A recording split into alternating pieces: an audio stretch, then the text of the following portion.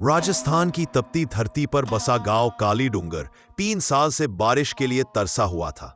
खेत फटे पड़े थे, कुएं सूख चुके थे और हवा में धूल के सिवा कुछ न था।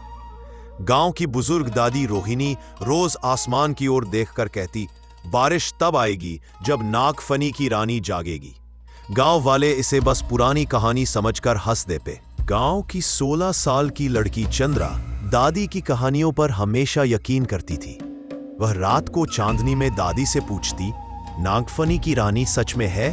दादी मुस्कुराकर बोली, सच और कथा रेत की तरह है चंद्रा, हाथ में आने लगे तो फिसल जाता है।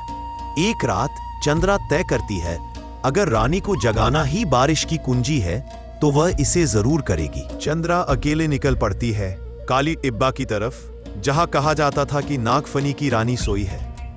रास्ते में अचानक रेत घूम कर उठती है और धूल दैत्य का रूप ले लेती है। उसकी आवाज गूंजती है, कौन जगाना चाहता है रानी को? चंद्रा कांपती है पर डरती नहीं। वह कहती है, मैं अपने गांव को बचाना चाहती हूं, रानी की कृपा चाहिए। दैत्य हंसता है और रास्ता रोकता है। दैत्य चंद्रा को 3 परीक्षाएं देता है, रीत की अग्नि से गुजरना, मृग तृष्णा में सत्य पहचानना, अपने सबसे बड़े डर का सामना करना। चंद्रा सब पार करती है, आंखों में दृढ़ता, दिल में गांव के लिए प्रेम। दैत्य धीरे धीरे रेत बनकर बिखर जाता है और रास्ता साफ हो जाता है। तिब्बा के बीचों बीच एक विशाल नागफनी का पेड़ था। उसके तने में इंसानी आकृति जैसी उभरी रूपरेखा थी। चंद्रा हाथ जोड़कर कहती है, रानी मेरे गांव को बचाइए।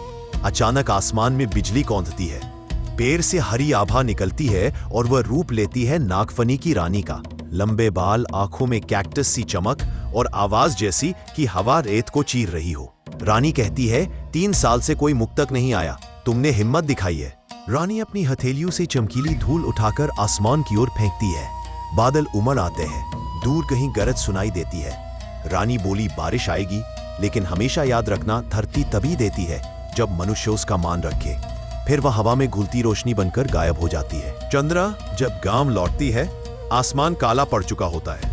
गांव वाले दौड़कर उसकी ओर आते हैं। पहली ही बूंद गिरती है और फिर मूसलाधार बारिश शुरू। गांव वाले खुश होकर चंद्रा को कंधों पर उठा लेते हैं। दादी रोहिणी आकर उसकी आंखों में देखती है। कभी कभी बच्चे ही सबसे बड़ी कथा लिखते हैं। काली डूंगर फिर हरा होने लगता है। लोग कहते हैं, जब हवाएं तेज चलती हैं तो नागफनी की रानी आज भी चंद्रा की बहादुरी की कहानी सुनाती है।